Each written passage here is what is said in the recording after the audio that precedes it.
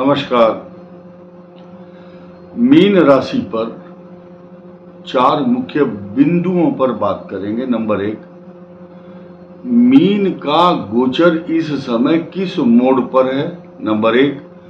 दूसरी बात, इनको जो शनि वक्री हुआ है वो क्या दे सकता है, आपको क्या करना चाहिए इस ड्यूरेशन में, 4 महीने और 15 दिन लगातार 4.5 महीने लगभग आपको क्या क्या एहसास होने वाले हैं। प्लस आपकी जो 7.5 है वो ढलान पर जरूर है। प्रथम चरण की 7.5, साथ ही साथ बृहस्पति आपके लिए अनुकूल है और भी ग्रह अनुकूल हैं, लेकिन अधिकांश रूप से आपको यह जानना जरूरी है कि आपकी जो महादशाएं हैं रेलेवेंट सब्जेक्ट यानी कि मिलता हुआ विषय है। ये मीन राशि और गोचर से जुड़े हुए सवाल हैं।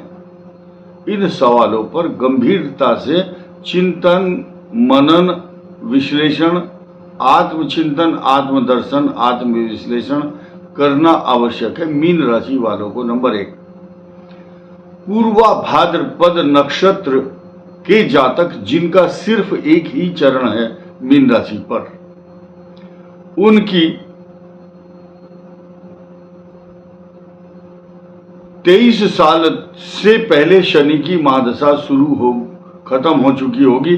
23 साल तक के जातक कष्ट में हैं, कुछ ना कुछ व्यवधान, परेशानी, तनाव, चिंता, एजुकेशन से संबंधित या विदेश यात्राओं से संबंधित समस्याओं को झेल रहे हैं। अब पूर्वा भाद्रपद पर ही रही है अभी आप।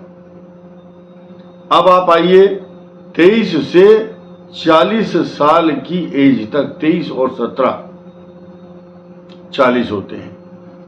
बुध की महादशा पूर्वा भाद्रपद नक्षत्र की बात कर रहे हैं। जो लोग इसमें चूक कर जाते हैं समझने में, फिर हमें दोषी ठहराते हैं, आपने गलत बोल दिया।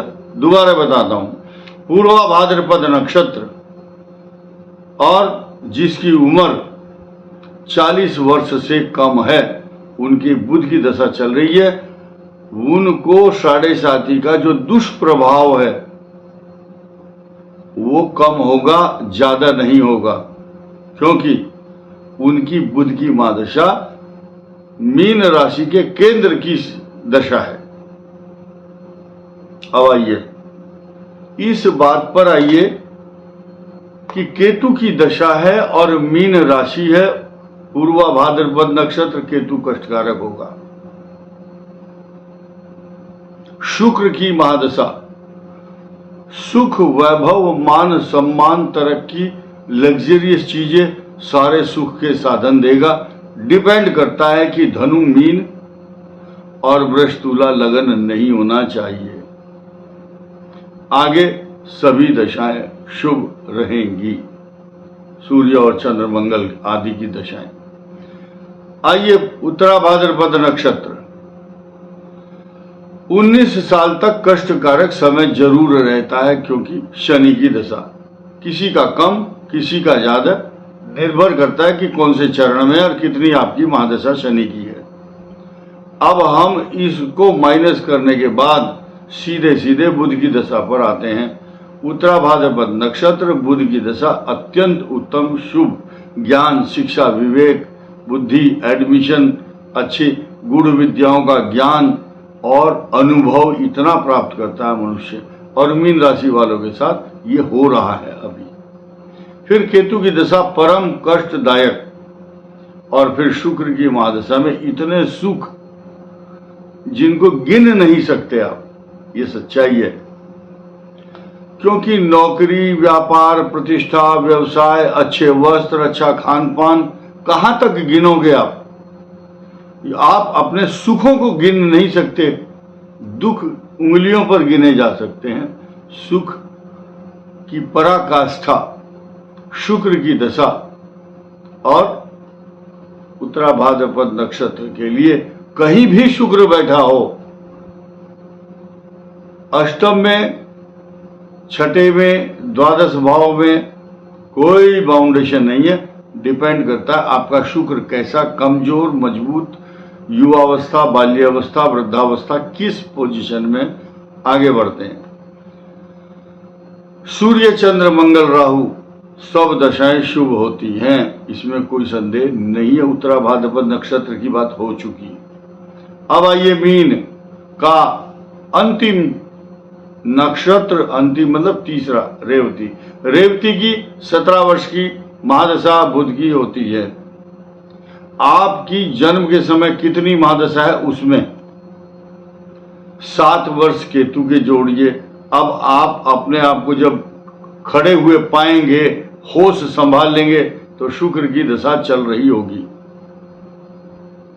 20 साल शुक्र की दशा अत्यंत शुभ, 6 वर्ष सूर्य, 10 वर्ष चंद्रमा और मंगल की दशा में भाग्य उदय।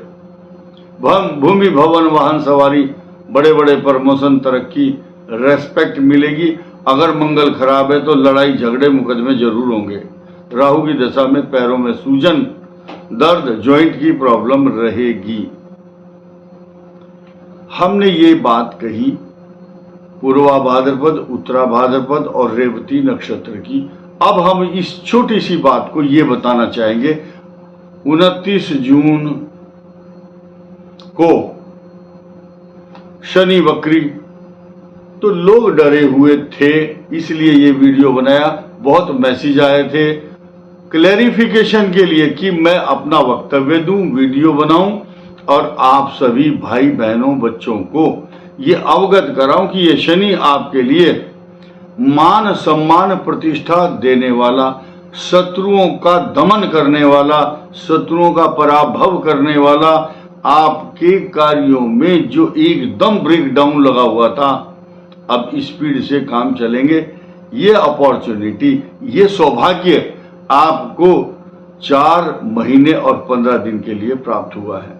फिर जैसे थे वैसी ही समस्या आएगी, लेकिन जिस दिन ये समस्या समाप्त हो जाएगी उसके बाद आपका मार्ग प्रशस्त करने के लिए और भी ग्रह अलग अलग पॉजिटिविटी देंगे। लेकिन 29 मार्च 2025 तक तो आपका ये प्रथम चरण जो है 7.5 का, ये झेलना ही पड़ेगा।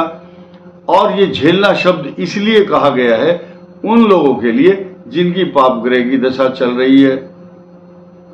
शनि, राहु, केतु, मंगल आपको पॉजिटिव इफेक्ट नहीं दे रहे हैं और कुछ लोगों के कर्म अच्छे नहीं होते हैं, व्यवहार अच्छा नहीं है, बातचीत अच्छी नहीं है, खान पान अच्छा नहीं है।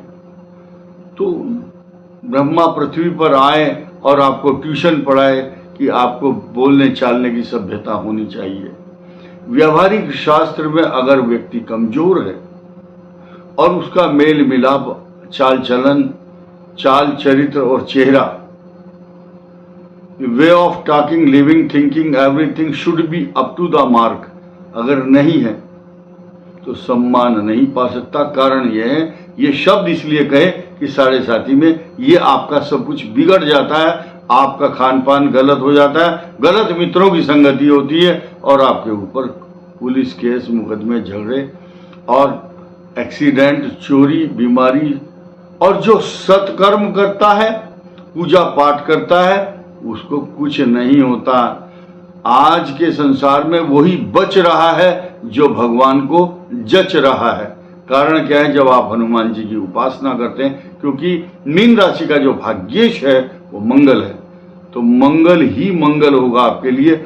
आप करके देखिए, एक दिन अवश्य आपको शक्ति प्राप्त होगी, क्योंकि भक्ति में ही शक्ति है। इस वीडियो में इतना ही। धन्यवाद।